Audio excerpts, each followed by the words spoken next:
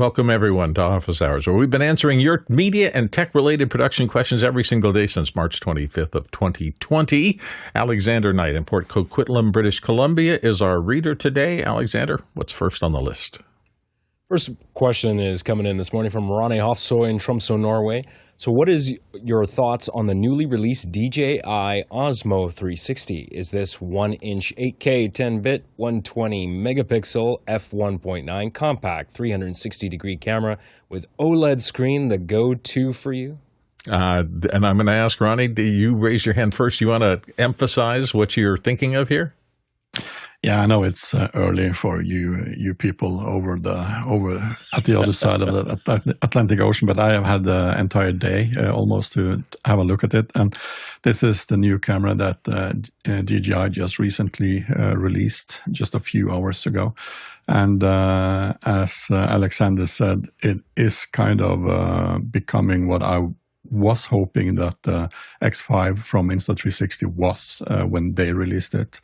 I didn't purchase the Insta360 because of all the limitations, but this is actually just a real 8K camera, and they have developed a new 1-inch sensor. Or basically they have two sensors because there's one on each side of the camera. But the thing that is kind of new for this type of class price-wise is that they have a square sensor with the 4,000 by 4,000 pixels in 1-inch measurement. So they kind of utilize more than the previous ones, what normally was 4x3 or 16 by 9, and this makes it both use less power and have more resolution, actual resolution, and it's kind of smaller. It doesn't have the replaceable lenses, which kind of is a bad thing, but instead they released a program where you can send it in and have your lenses repaired and replaced by professionals, kind of for less than the lens kit for Insta360, so that is a neat thing to do. Another smaller limitation is that it doesn't support 8K at 60 frames per second. It goes up to 50 frames per second, and if you're going to need a higher frame rate like 60, you have to reduce the resolution down to 6K. Another thing that you can do is increase it to 100 frames per second in slow motion, and then you have to reduce the resolution down to 4K to be able to do that. And I saw somewhere that it actually has built-in memory. I haven't found that yet, but I probably would be looking at that as well. In addition to the video modes, it also supports up to 120 megapixels in the photo. So and combined with the 10-bit color profiles and the fact that you can actually run it for more time than the Insta360 makes this kind of a cool camera. And another thing that is kind of neat is that you can combine this with the old batteries that you have for the Action 5 or 4 series cameras. And you can also use the DJI Mic 2, and I think also the Mic Mini is supported by this. So it's kind of a cool gadget in this class of cameras. And I said a few weeks back that I'm out of 360, but I'm thinking I'm in again. I need to take a deeper look at this one. That's a lot of data stream. What's the storage on board? Does it use those little tiny mini chips, or how does it get signals stored and out? I don't understand this because someplace it says that it has 105 gigabytes of internal storage. So maybe Jeffrey has some more info on that. Yeah, let's go to Jeffrey. Jeffrey, have you looked into this? I don't, but yeah, normally there is a TF card or a micro SD card, however you say it, that is part of these cameras. This is definitely a consumer style 360 camera, and of course it is small enough that you could put onto your helmet or whatnot and do some some skiing. That's the word. Yeah, do some skiing, or maybe walking, or with a selfie stick, walking around a mountainside or something like that, like they show in the pictures. The one thing that is kind of doesn't make too much sense to me is that front-faced screen. I mean, it's really small. So if you really wanted to watch it while you're recording, it's got to be like right there, which means that if you're doing something where you're actually talking while you're, hey, look over there, there's some mountains, then it's perfect for that. But otherwise, that screen is just a little bit too small. I would have rather seen the technology push to the phone, so you could have the phone maybe with there are other DJI joysticks. They have like a little phone clip on there, so you could then clip it on there, see what's going on, be able to bring it up and down and everything like that. And of course, you will be able to do that. But yeah, the screen just doesn't make too much sense to me in this type of device. Would rather see it smaller. The other thing is, yes, I love the fact that it's 10-bit, so you could actually do some post-color correction with LUTs rather than try and do the color correction on the camera, because you can't really put a color card too well into a camera like that. It can be done, but it's tougher to do. And so that's going to be interesting. I love the fact that they did a great job so far from what I'm seeing for their introductory 360 camera. And of course, I trust DJI with other cameras, so I always love that. I still love my Insta360 RS because I can do a lot more with it. And I'm still waiting for somebody to come out, rather with a 2-lens system, to come out with a 3-lens system, because I think that's going to affect, the 2-lens system, even with the stitching, you still have that one blind spot. And I would love to see a 3-lens system, because that reduces the amount of stitching that's needed. Of course, the ideal thing is to have 5 lenses around the camera at 8K and then one on top, and you just have one heck of a system right there. But for this, what they're planning this to do, that's basically action camera, your skateboard, your skis, your water, or whatever, then it's perfect for that. Ronnie, you wanted to come back in?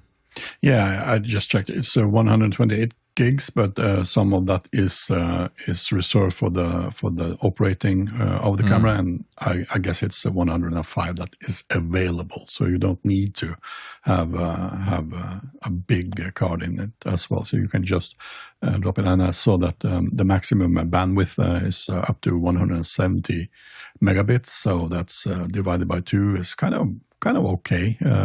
Yeah. I wonder what the longest runtime is you can get before you fill up a card at various things, because, for a ski run or something like that, you're talking inside 15 minutes probably. So that's not a consideration if you're using this as a sports camera.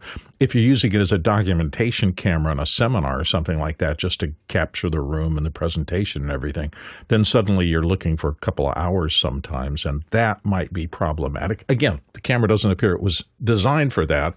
I just know our audience, and we tend to find these all sorts of uses for these small cameras. So, well, it's a fascinating thing. So thanks for bringing it up, and at least we've broken the ice about that. I'm sure we'll be talking a lot more about it as we go through the week. Let's right now head off to our next question. This one's coming in from Vic Hernandez in Springfield, Missouri, USA. What blockbuster that may have been bypassed in theaters do you encourage people to stream? For me, it's Wicked.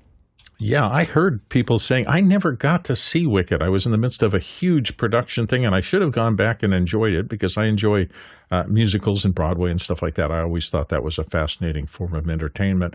For me recently, since I got that movie pass and I've been seeing more, I was seeing more movies 2 weeks ago than I had in a long time. I would go back. I think I'm going to go back and revisit Superman, only because I left the theater with my impression that was an incredibly strong second act. And usually, first act, whatever movie it is, it's kind of giving you the ground rules for the story. The second act is where they have to propel the plot around getting to the third act, which is the big conclusion. And I just remember thinking the second act of that movie really flew by, and I want to study it and figure out why. They took us to a different place. And without doing spoilers, the movie in that middle of the second act is less big and spacey and flying through things, and more conflict and character driven. And I just thought they kept up the pace and really blazed through that second act in a way that impressed me a lot. So that's one of the things that I'll go back to. Alexander Knight, did you see anything recently that you want to revisit in streaming? Yeah, this is a few years old now. Came out in 2018. I missed this movie with Ryan Gosling called First Man. Yeah. And I just got the 4K disc, and this is a great movie. It's shot really, really well, and I thought that Ryan Gosling did a really great job as Neil Armstrong in this movie. So I really enjoyed that. That's the only one that comes to mind because I've been going to the movie theater a lot lately. Yeah. Interestingly enough, I saw Ryan Gosling at ComiCon. I didn't actually see him in person, but he's in a new movie, which I'll talk about for the next question. So let's move on to the next question. Yeah, this one's from Mr. Bill Davis in San Diego. Anyone want to virtually visit San Diego ComiCon 2025? I think he's throwing the ball to himself. Yeah, I was doing Ronnie's giving me two thumbs up. So I thought you might be interested in this crazy cultural adventure. Comic-Con is a big deal here in San Diego and internationally. There's usually 100,000 plus people who storm through San Diego. And it's become something much bigger than just comics. They've broken a lot of new movies there and a lot of stuff. So I'm going to switch and give you a quick tour of what I saw in Comic-Con this year. For those of you who've never been in San Diego, that's the convention center and some of the branding on the outside. This is just on the street outside. And it's interesting to note that you think, well, this is a pretty big crowd going in. That is about a 50th of the crowd, because the people who go in to do collectibles and things like that literally get in the line starting at like 4 o'clock in the morning. And all those people are already inside. This is the lovely San Diego Convention Center from the Gaslamp District, which is adjacent at that. People throughout the whole course of that, there's all sorts of branding, and that whole part of the city gets involved in this. There's some of the movie wraps and the things. I'm saying this is a big promotional thing. All the buildings around are wrapped in these huge promotional things for the various media and so on and so forth. I took the subway, well, not the subway, the trolley, which is an elevated railway in San Diego. And I'm showing you here that not only was it just completely packed for the whole 4 days of Comic-Con, but they also do things at night. And that's one of the activations they set up along the shoreline. That happens to be Adult Swim's thing. But you can see that there's things that are happening during Comic-Con all night. This was the day before.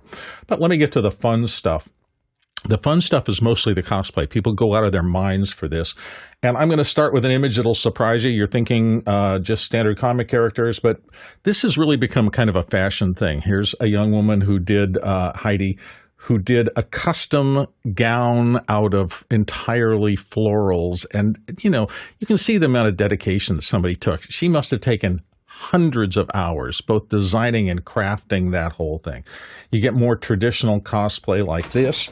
This is, whoops, excuse me, I managed to hit the wrong button at the wrong time, so let me go back to that. There we go. These people take extraordinary amounts of time to do both costuming, makeup, props, and everything else, to the point where you just see these amazing people walking around who clearly love this art form. A lot of fashion design people. You get the traditional kind of Star Wars things, but just down to amazing details. And I know that that's Gina's friend. I use little cards and say, here's your number, hold this card up, and I'll try to get back to you. Some people put in a lot of details, some not so much. Here's Gina, his partner, who came as some sort of baseball thing. I probably should know the cosplay going on here, but I really don't. But there's a lot of also traditional Star Wars type thing. This was that couple's second cosplay for Comic-Con. Now, those are pretty standard. You also get people who just take it to extremes. One of the guys I spent the most time with and just had so much fun with was Chris. Chris is an emergency room medical professional who saves people's lives all day long. He has the highest stress job in the world. And when he goes to Comic-Con, he just wants to go nuts. And I've never had a more enjoyable time wandering around Comic-Con with him, watching all the people saying, I need to take pictures of you. This is his outfit. And he goes through 3 of them over the course of this. It's just his way to de-stress from his regular life, and he loves it. I also try to get to be a better photographer. So here's an example of that. Caitlin was designed that entire headdress for herself. We talked for about 5 minutes about the process of her going through and building these things. And one of the things that I do as a photographer is I try to get the character to come out a little bit. So I asked her, what's your character like? She said, well, she works in a bar and she's kind of grumpy. And I said, well, can you show me grumpy? And I got this out of her for her second portrait. It's just fun to see how to interact with people and try to get better portraits as you're going through. You'll get a lot of traditional kind of cosplays, of course, a lot of jokers from that Heath Ledger era that did that. I also try, one of my tips at Comic-Con is I look for people who have sat in a makeup chair and done full face makeup. There's one of the guys, Anthony A., and you can see that it's really an interesting opportunity for portraiture there because you see people in circumstances that you never see anywhere else. In fact, the next woman, I just saw her and I said, you got to let me take a portrait. I mean, look at the amount of time and effort put into this. It is stunning, the amount of detail and work. And these people really spend weeks and months getting ready for this. In fact, I got a couple of detail shots. I mean, just look at the time and effort. Each little piece of this outfit is perfectly crafted. And I don't know if you noticed her hands in the last one, but I did a close-up of that. She actually created a little doll that is a reflection of her whole outfit and was carrying it. The level of costuming, makeup, and everything else in here is just stunning if you go looking for the top practitioners of this. Steampunk is always a big thing. I also like trying to use the geometry and it's a really beautiful building at the convention center that people are able to do. So do that. Anime is always pretty well represented. There's a simple grouping of anime characters. They were trying to tell me what this production, the characters they were doing from this, and to be honest with you, I didn't really understand it because I'm trying to move fast. I have usually maybe 5 minutes, 10 minutes at the tops with each of these groups when I'm trying to get them into an area that's separated from the big convention, get them to pose, and then take a shot of that. I also was talking about the fact that they do a lot of seminars and sessions, so you can learn a lot about the production arts by going to Comic-Con. We talked about this. This is one of the sessions. This is Creators in the Age of AI, so very topical. And they're trying to figure out what is the trend. And this is interesting. The middle guy on this panel was the art director / costumer for Black Panther some years ago. And he was talking at length about his research into getting the costuming correctly. And the most fascinating thing he said to me is that their team spent a ton of time going back and trying to find a specific area in Africa where these costumes would have come from. It's kind of a period piece. They wanted to get authentic designs. He did that. And then 3 years later, he said, I'm going to go back and do some research on costuming in this part of Africa. And he said what the generative AI thing tossed back to him were his designs for the movie. Instead of authentically going back in history and getting actual designs, I mean, this to me was really fascinating. Instead of getting historical information, because the movie was so popular and had so much connection on the web, that what he got fed back was not only the designs from that era, but it also went into surrounding areas where the fashion design or the costuming design of those eras was nothing like what he was asking. And it just shows you how the generative results of things get influenced by what's popular on the internet, and then suddenly you start getting fed back from these generative sources things that are not so much authentic. He was saying, I know this stuff. I researched it for the movie. And now I'm finding that because of the popularity of our costume design works, I'm getting fed back inauthentic information about costuming from other areas that had nothing to do with where the Wakanda imaginary thing set up. But it's like AI feeding in on itself. There are a lot of sessions. This one was fascinating to me. There's this genre called lit RPG, and it's where gaming and the movies and books and literature are all smashing up. There's this property called Dungeon Crawler Carl. I knew nothing about it about 6 months ago, but I got really interested when I found out that book series, the first book, sold over 1 million copies online, and went, wow. It's a very good audiobook series. And so they had both the author, who's the guy in red on the right of this shot, Matt Dinneman. He's now created like a series of 12 other books, and they've all been incredibly successful. And Jeff Hayes, the black-clad fella next to him, is the narrator for that. And one of the most fascinating things they did is they did a live reading of unpublished pages from the next thing. And for me, as somebody who does performance art and things like that, when you have to get in and record all this stuff, the fact that he did like 5 minutes straight of narrating pages he had never seen before and just crushed it in front of this huge audience of people live at Comic-Con really impressed me. There's other audiobook authors. Scott Brick is one of my kind of audio narration heroes. He was there. And he's narrated all sorts of stuff. I mean, the Jack Reacher books and everything else. A special guest that we weren't expecting is Ray Porter. Ray Porter is the voice of the audio book for Project Hail Mary, and you've probably been hearing about that because now it is a major Hollywood movie. And in fact, I mentioned Ryan Gosling. He came to Comic-Con with the whole team from Project Hail Mary, and you'll be seeing it in theaters very soon here. It was like the big reveal of the fact that the movie is done, and this is part of the big promotional tour of this. And so there's just a lot of content and a lot of things going on and I thought the last thing you would probably give you an idea of what Comic-Con's all about. I just went out on the street and took my phone and shot a little bit of the insanity that is Comic-Con, and I'll give you a little visual tour here. This is what it's kind of like to be in the Gaslamp District in the heart of Comic-Con. And you're just going to see all sorts of craziness happening. People dress up. They gather for 4 days straight. They just turn the streets of San Diego into this kind of craziness. And you're going to see just all sorts of people doing cosplay on the streets, gathering through there. I don't know what the rat. Oh, the rat is from The Princess Bride. You can see the rest of the cast. People just came as the Princess Bride. And even if you're not inside Comic-Con, which is pretty hard ticket to get, you're going to find all of these people hanging around at Comic-Con. So that's a little tour of what Comic-Con's all about for those of you who haven't heard about the insanity that we go through for 4 or 5 days every year here in Southern California and San Diego. All right. Next question.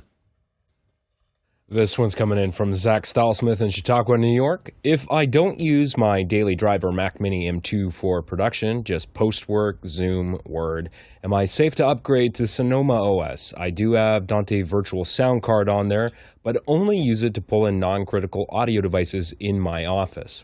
Ronnie, what do you think? I was kind of reading that question with some thoughts, and the newest one is, of course, the one that is coming in a few weeks or months. That is out in beta now. It's called Tahoe. The other one is the Sequoia, which is active now. It was released September last year, so 2024. So Sequoia is the one that has been kind of problematic for a lot of users.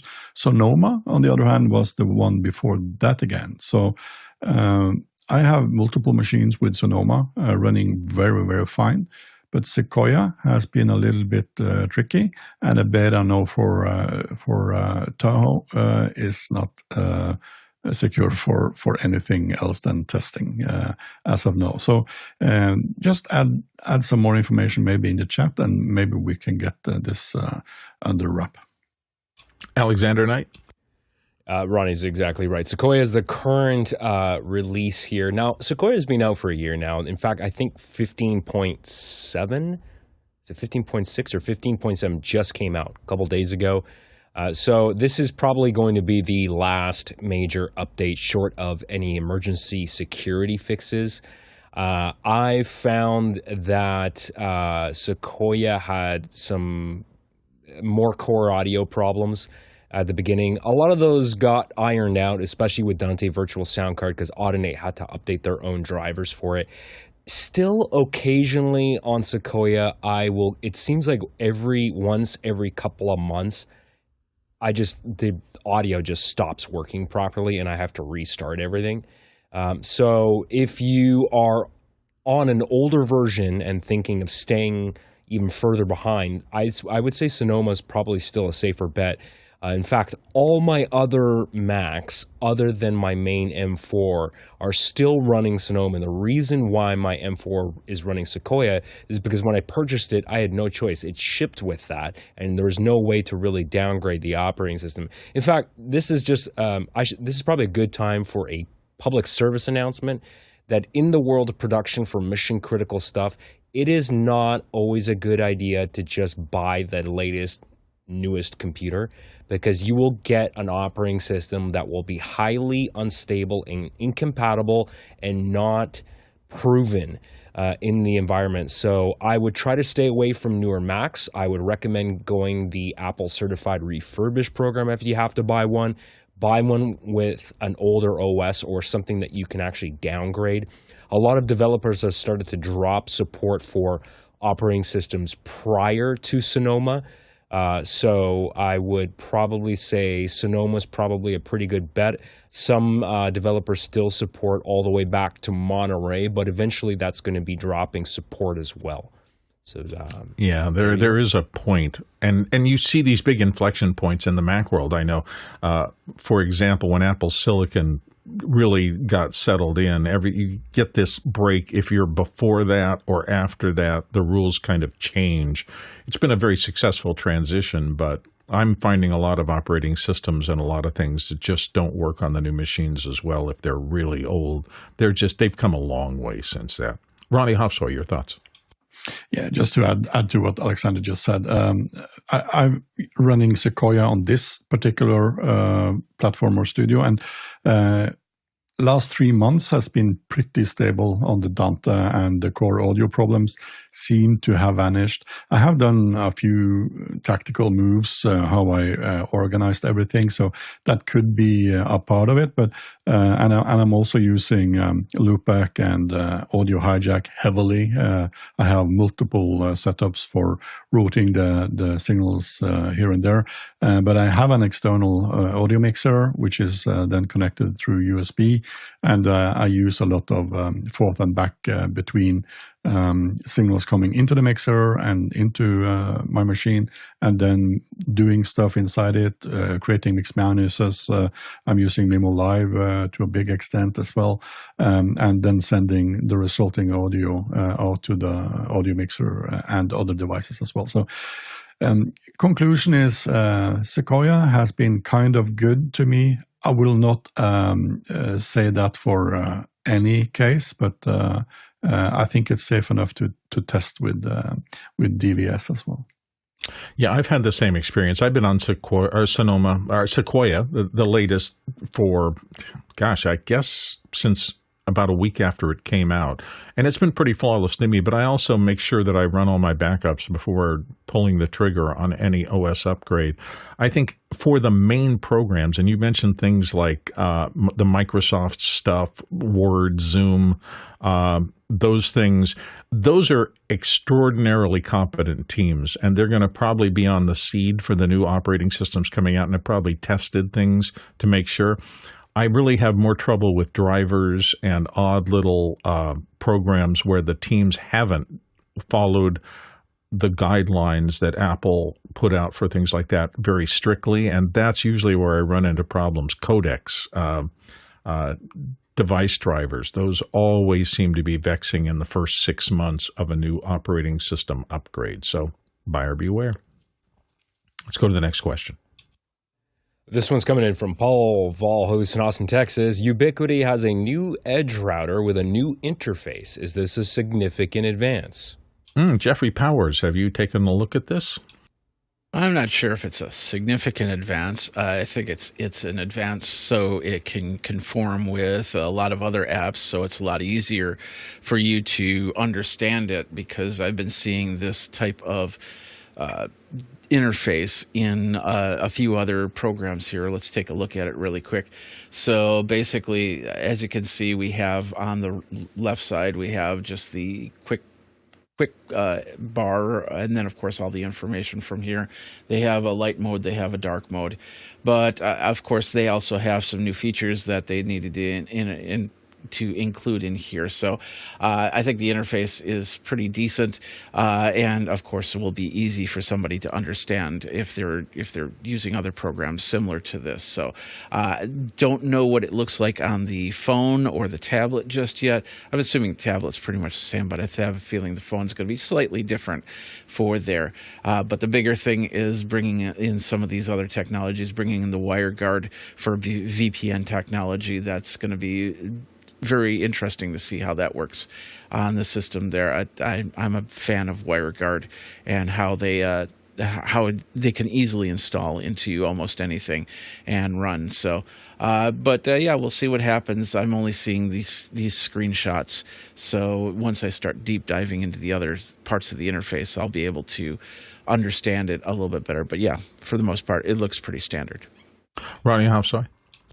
Yeah, I actually have one of those, and the last one is 2 or 3 years old, so it's kind of started to get a little bit long in the tooth, and of course, as Jeffrey said, I think this is just a move for Ubiquiti to make these looking a little bit modern and be more into the line of the UI that you see for all the other stuff they already have. But I won't be missing the old interface, but it was kind of cool to have something from Ubiquiti that really stood out and was very different from the newer, more slick interfaces. And of course, the new functionality, and it's probably for some of the use cases of the edge router, I might be thinking that a lot of user cases would not be updating it just because it is working very good with the old software as well. So I'm not sure that a lot of users will upgrade, but if in my case, I probably will, because it's not critical. But the edge router is often being used out in poles, high above ground, and having control over really important stuff. So I'm not sure. If you don't get enough office hours today in your daily dose, don't forget it is Thursday. That means tonight the Rundown with David Paskin is on in the evening, 6 p.m. Pacific. It takes a deep dive into the why behind the latest tech that is reshaping the world. So same place, same connection kind of things. Look for the Rundown on the website and log in. Let's go to the next question. This one's coming in from Kenny Hampton in Greenville, Illinois. In our classroom setups, connecting a MacBook to HDMI sends video and audio fine, but Mac volume control is disabled. On Windows, I can adjust volume locally over HDMI. Any fix for restoring Mac volume control for HDMI in classroom use? And we're turning right back around to Alexander. Go. As someone who uses both operating systems, I agree. That's actually a very nice feature of Windows. But as far as I know with Mac OS, yes, the volume slider is disabled. I imagine Apple just, because first of all, the data is sent digitally as a bit stream. So Apple probably assumes that when the data is, when the audio is being sent to that device, that device has its own remote control for audio. So whether it's going to a projector or to an AV receiver, you typically already have control of the audio on that device. Now, for some reason, if you want to control it from your Mac, the best workaround that I have would probably be to get something like Audio Hijack.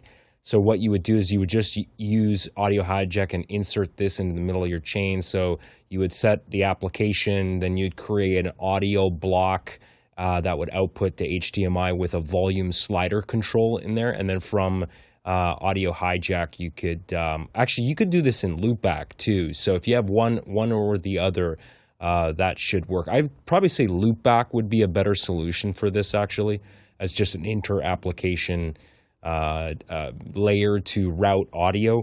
And in fact, Rogue Amoeba, the company that makes both of those applications that I just mentioned, have a bundle deal. And I would suggest you just save yourself some money in the long term, just end up buying the bundle, because at some point you might want to use audio hijack, which is a very useful application for also recording audio as well. Ronnie Hofsoy? I don't know why I raised my hand. Answering something like this after Alexander is like useless. I'll just say what he said. Yeah, I will say one thing. Mac and PC handle audio a little differently. In PCs, it's always been two separate chains, which can be really good if you want a lot of control. You want to control the volume from any program. The routing in your computer is going to handle those separately. On the Mac side, they mux the files together a lot so that it's one digital file that has both audio and video, and that can be the difficulty.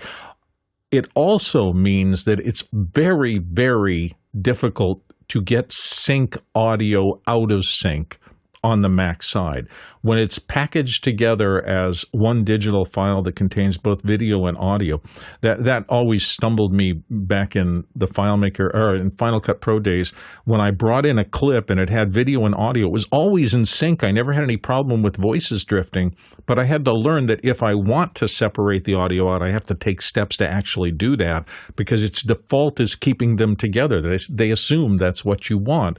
And when people are talking, that's always what I want. I want to make sure that sync is precisely correct, even if the sampling rates and things like that are different. So, yeah, it's one of the things, Kenny, that you have to get used to. And I run both of those tools. And again, sometimes if you just take the audio out separately from the video out of your playback machine and run it through something simple, a little hardware device that controls the volume, that may be enough to get you away from the problem without having to break apart the files. Next question. This one's from Roz Humphreys in Comox, British Columbia, Canada. Bill, do you have any Final Cut Pro plugins that are partially useful for you? Just partially. Just partially. I'm funny about plugins. Okay, in the early days of my computing career, I was like everybody else. I want plugins. I want more plugins. I want to do more things. And I stopped over the course of years adding plugins, because that was one of the areas where I ran into processing problems and things like that. 1,000 plugins mean I have 1,000 plugin coders behind the scene building things, and not all of them are really good coders. Many of them are. But sometimes I would find that the big problem with my whole production was some little subroutine that was running from some plugin that I had stuck in the chain that was not coded up to Apple's correct standards for how it should work. Yeah, I'm trying to think. I'm in the middle of great complexity right now with the multicast audiobook that I'm building, and I'm pushing Final Cut about as hard as I ever have. I mean, I literally have hundreds of tracks, thousands of sound effects. I've got a very complex thing. I'm using rolls a lot to manipulate performers and bring them, isolate their dialogue in one roll throughout the entire book and then process them all as a group rather than individual things. So I've got a lot of things going on. I don't use a ton of plugins every day, but all the ones that kind of come through the Apple system, and thankfully, because Core Audio speaks in the same language on all programs on the Mac, I find that generally speaking, all the plugins I have work pretty flawlessly, but that's because I don't go outside. Every once in a while when I have to do something specific, like noise reduction on a video thing, and I'll run one of the noise reduction algorithms, They work fine, but sometimes they take a lot of time. And one of the things I'm really appreciative of is that Apple's pretty strict about how you code things in the Apple and for the Apple ecosystem. So even complex things that I apply to these big files tend to work pretty quickly. So I'm trying to think if there are any that I can't think of any off the top of my head that I couldn't live without. And most of the default things in Final Cut are of such high quality that I don't find myself going outside for those things too often. Back when I used to deliver to broadcast, I used a lot more plugins because I was always working on leveling things for broadcast standards, and there's not a lot of that kind of stuff built in. But, I'm decreasingly using that stuff because most of my work is going direct into some sort of digital format, and I'm not interfacing with the old broadcast system as much, which is where I used to have those problems. So, sorry, Roz. If I think of something, I'll try to ping you offline, but I can't think of anything off the top of my mind that I can't live without right now. Next question. This question is coming in from Jack Cannon in Phoenix, Arizona, USA. One of our clients has requested we start supporting them for Zoom webinars on site. Where are the best places to find resources and tips for using webinar? I assume you mean other than office hours right here. Jeffrey, what are your suggestions? Are you stealing my answers? My goodness. Oh, yeah, sorry about that. Office, let's start again. So, office hours, baby. That's where you go. That's where you go. No, Zoom has a lot of great resources in itself that you can get a lot of answers. So you might want to do that. There are some Reddit communities out there, and I was trying to find one as we were approaching this question. But just go to Zoom, and you can ask away in their forums and everything like that. You get some great answers off of that. It's been a while since I've run a room, but I can't think of anything that's specific to helping with that. If you need something more drilled down for what you're looking for, but for general tips and tricks, that's where you go, these two places. Yeah, I have subreddits. There's a subreddit for everything. You'll probably find some very close group of people who are avid or rabid about whatever topic you have. Ronnie Hopsoy. Yeah, so the Discord as well for office hours is really good resources. A lot of specialists answering questions, and have been doing this for Zoom webinar for maybe years. There is another community that is closely connected to the office hours community, and that is something called Zoom Test Kitchen, which is a kind of casual talk. It's a really long meeting. It goes on for hours and hours. I think the longest one was 3.5 hours. And we discussed everything from the latest release notes to find out how is this working on a mobile phone, how is the thing. So it's a lot of workshopy approach. We test stuff, and we share kind of problems that we have had in the different sections of Zoom. So this is always a kind of fluid discussion, or a more like a talk where a lot of people is joining in, and you can join for free, or you can just watch all these stuff afterwards on YouTube. So that is one place to ask your questions, and there are some specialists there that have been diving into these problems for a long time, and have really good experience and really good solutions. And once in a while, we have people from Zoom themselves visiting and talking about stuff, and they are also monitoring the Zoom Test Kitchen Discord as well. So I never experienced to have a question I didn't get an answer to. Yeah, +1 on Jeff Whitgren's great Zoom Test Kitchen community. It's a fabulous resource, and if you have problems or curiosities related to Zoom, that's the first place I'd go. That's not Jeff. That's not Jeff Whitgren. That's David. Oh, David. Yeah. Oh, okay. I'm sorry. I thought. Yeah, Jeff left. Jeff handed it over about a year and a half ago. Oh, okay. Well, you can tell how much time I spend there. Sorry about that. Anyway, it's still a great resource. Next question. This question is coming from Paul Volhus in Austin, Texas. My web UI says ready for upgrade. This is just one example. How do you determine when to upgrade your DS1522 Plus, your microphone interface, etc., etc.? The black arts of upgrade. Ronnie Hofsoy is going to take us into them. I would say it depends. If this is something kind of critical, like the Synology or the local storage you have, I tend to be a little bit more reluctant to update when the pop-up arrives. I would tend to wait and check out if the other people using this is sensing that this is stable and good, and being kind of reluctant to update everything. I'm more like a year after updater guy. But if this is for kind of less critical equipment, I tend to be testing, and for some products I even join as a beta tester. So all the vendors need people to be actually using this, and the more professional users, the more value they will have in their feedback also for beta software. So kind of it depends. Alexander Knight. Yeah, I don't just willy-nilly click upgrade buttons for the sake of upgrading, especially with a RAID array or NAS storage device like that, something fairly critical.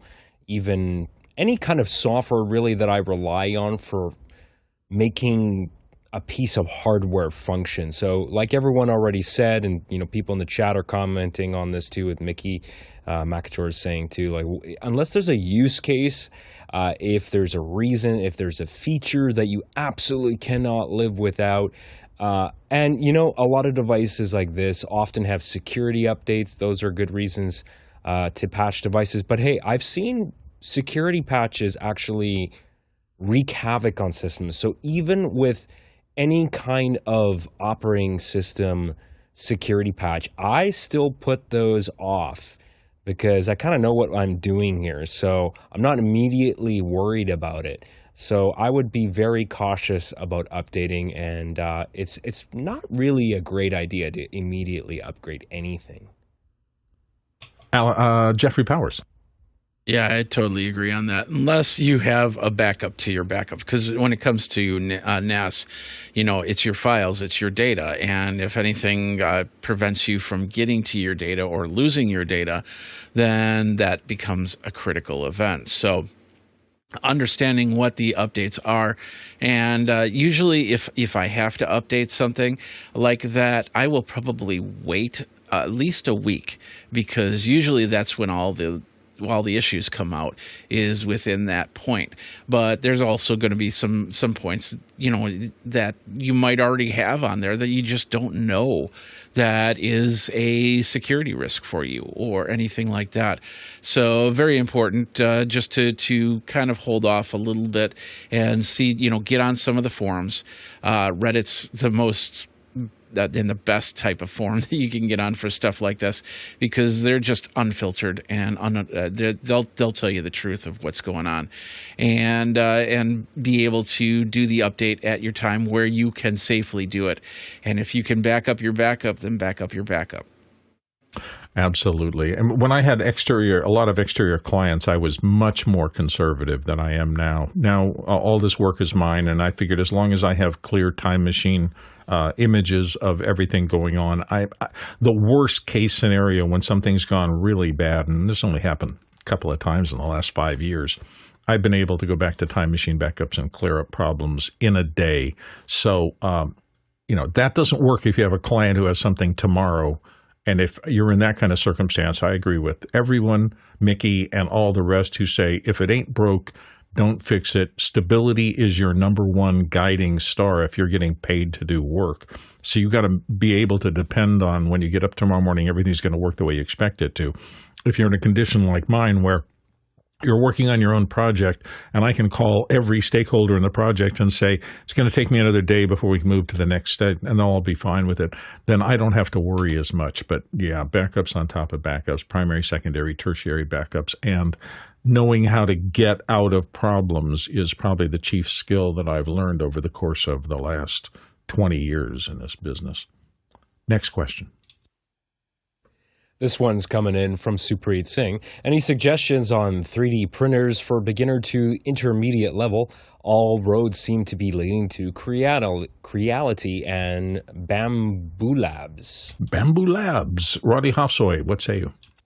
Yeah, you also have Prusa, and there is a few other brands as well. I did some deep digging, and when I kind of start digging into something, I tend to just follow the path to the end. And when I was looking into this, I was specifically looking at the Creality budget ones, and as well with the bamboo ones. And what I found out was there was a lot of kind of, and this has something to do probably with the number of sales of each model, but I found a lot of users that was a little bit more problems, not problems, but things was a little bit difficult with the Creality ones, and a lot of users praised the simplicity of the bamboo. And so I didn't purchase anything at that moment. I kind of regret I didn't do it, but I was looking really to Bambulabs, and one of the reasons for that was they had this very easy add-on that made it easy to have multiple colors and multiple materials, and have that kind of managed in a much better way than a lot of the other brands did. So I would keep a finger on the Bambulab. I think that is the easiest one to get started if you are kind of a little bit new to this game. Jeffrey Powers. The reason why we do Creality, and I recommend Creality, is it's so versatile. You can start with a very basic model, and you can upgrade it in many different ways, shapes, or forms. You can get a new motherboard, which makes it more silent and better. You can change the firmware on it, so you can use something that's not even created by Creality. You could just do a whole bunch of stuff. You can add things to it, and the same thing with Bamboo. But this has got more of the structure with the 80-20 bars on it, so you could, if you needed something that'll go, instead of 8 inches, go 3 feet, you could adapt it for that, and then be able to adjust the software inside to say, okay, my 3D printer now goes this high rather than this high or this wide. So I really like it. Plus, it's just one of these printers I love. Like for instance, Micro Center was always doing the deals. It always felt like those stores that used to say, get the free 10 speed if you come in and shop and buy something. So it was easy to get a Creality V3 printer, and now these printers you can find on Marketplace, you can find on eBay relatively cheap. We're talking like $50 now. To be able to get into 3D printing, it's a lot easier. It uses all the filaments that you need, uses everything that you need, and you can learn from that. And then when you're ready to move into a $500 to $600 to $700 printer and beyond, then you can safely do that and feel comfortable in getting 3D prints going. Ronnie Hofso, you want to come back in? Yeah, I think Jeffrey hit the nail. I think I would. The feeling I had or still have is that the Creality and Prusa and a lot of the other, it needs you to be a little more tinkering kind of type. Would love to kind of. So I'll do a comparison. If I'm going to do something on a 3D printer, I just would like to just push a thing to it and make it happen, and that was the reason why I was looking at Bamboo. Bamboo seems to be a little less hassle, or doesn't need that much tinkering. It's more like a finished product, and that is also having some limitations that is not in the Creality or Prusa world. So I think if you like to tinker, Creality or Prusa. If you just want it to work, maybe with less options and less hassle, I would maybe think Bamboo. Do you agree, Jeffrey? Is that safe to say? I haven't dealt too much with bamboo. I have played with them in the past, but yeah, that sounds about right. Okay. Well, hopefully, Supreet, that takes care of what you're looking for. At least gives us some suggestions. Next question. Paul Valhus in Austin, Texas. Panelists on the show and producers in Mukana, what is your pick of the day for a film, YouTube video, movie, or TV show that you would recommend for professional media excellence? And Alexander has raised his hand, but I am now scanning the Mukana chat. So anybody who wants to weigh in, professional media excellence. I'm going to take the liberty and say that we're talking about the technical side of production. So could be cinematography and various aspects of the way the film looks. So I've got 3 here, and they're all 4K discs. One's an older movie, and 2 are brand new. This is one of my favorite movies of all time. They finally came out with a 4K disc, thanks to Arrow Video. 1998's Alex Proyas's Dark City, which is an incredible movie. It got a 4K restoration from the original 35mm camera negative approved by a director of photography, Darius Wolski. It's got tons of special features, and the HDR10 looks fantastic on this movie. It's a very dark-looking film. The blacks are very, very inky.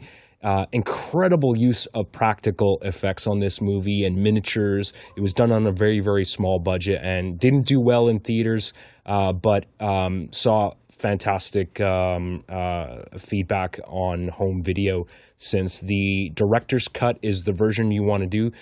This has both versions, but the theatrical version was ruined due to studio meddling. They decided that people wouldn't understand the movie enough, so they put a stupid monologue at the beginning of the movie that basically destroys the entire mystery of the movie. So don't watch the theatrical release.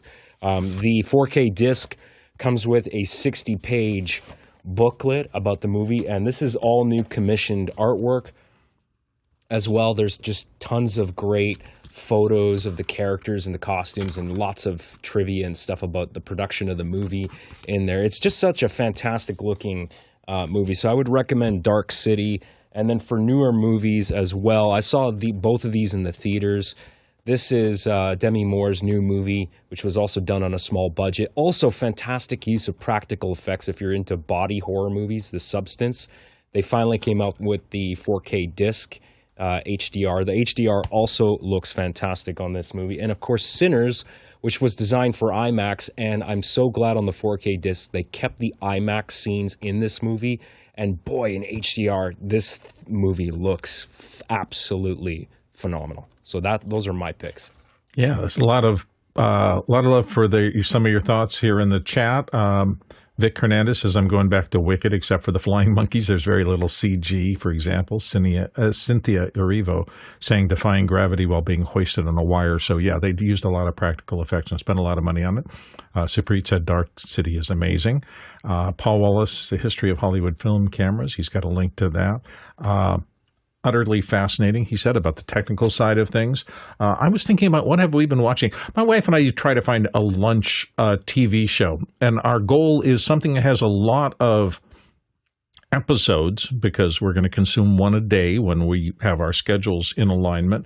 And one of the things we went back to, ABC at one point got released. It used to be that the networks could not produce their own shows. There was some restriction on that, and they did. And we stumbled into the mystery, lighthearted, rom-commy kind of, but also dramedy called Castle. It's about a writer, so that was interesting to me.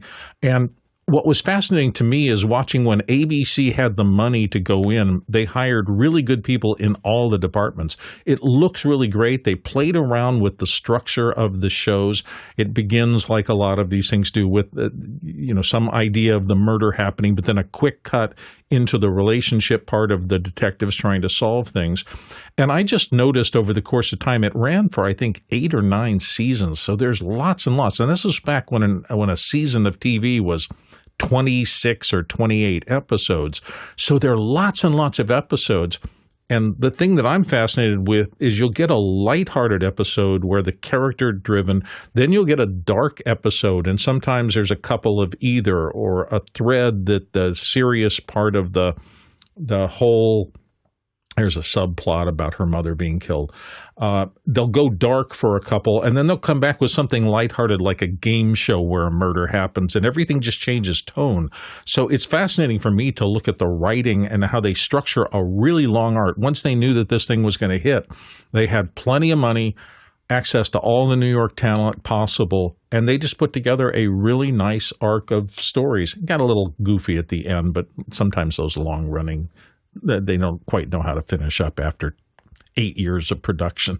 Ronnie Hofsøy, you had some thoughts. Yeah, just on the end here, there is only one thing that I had to say, and it's this. This is coming in September, and just look at the average Slow Horses, tomato scores. 98% average. It got to be the one. I'm always enamored. I'm such a fan of the British in terms of their ability to craft drama. Some of those Sherlock Holmes episodes that Jeremy Brett starred in, I just think for the era that they were working in, they were superbly crafted. Everything, particularly the direction, the art direction, they were just breathtakingly spot on. They really transported you back to a different time. So yeah, 100% about all of that. Let's see. Let's go quickly to James Babbitt's question because I don't want to leave it out. It's a good question. Yeah, sure. This is a question coming in from the QR code from James Babbitt in San Diego. Please describe some of the ways you use ffmpeg. Does Office Hours use ffmpeg behind the scenes in producing the show? I don't think so, but ffmpeg is an open source original that many of the tools that I use have an ffmpeg backend, and the tools are actually just an interface on top of that fundamental processing. Ronnie, do you want to add something? Yeah, I used to use it a lot more than I do nowadays. I've done some experimenting with it inside OBS and other stuff. It's also supported in Mimo Live, for instance, getting SRT feeds from the internet into the production line. So it's kind of more a tool that can be used for small stuff and fix things that there are no other ways of doing it. Yeah, Handbrake is my go-to open source tool for transcoding and things like that, and it's just a front end to ffmpeg. When I had to do an awards show thing, and I got submissions from all these TV stations all over the West, ffmpeg in its Handbrake implementation was the one tool that I think got the last 5. Like, what did you shoot this on? I need to translate it into ProRes. Please help. And Handbrake, I think, sold. So ffmpeg is a very powerful thing, but it's often embedded in other things. So hopefully that helps you. Hey, thank you for watching today. We appreciate it. We're here because you watch, and we thank everybody who makes this possible, particularly those of you who ask questions and put your questions in and voted on the questions. Without you, our producers, we can't do this show every day. To the panelists who come and freely give their time and answer these questions, thank you all. It's always great to work with you every single day. And to the back-end people, there's amazing amounts of talent, expertise, dedication, and just greatness in our extended family here on Office Hours, and the people behind the scenes who show up every morning here to help us do this show from all over the world are amazing, and we thank you from the bottom of our hearts. Our Talk Traversal today, 20,000 miles, 32,000 kilometers. That's how far you would have had to travel to get all this information. That is 157 million bananas for scale. It's Thursday. The Rundown with David Paskin's on tonight, and we'll see you all tomorrow.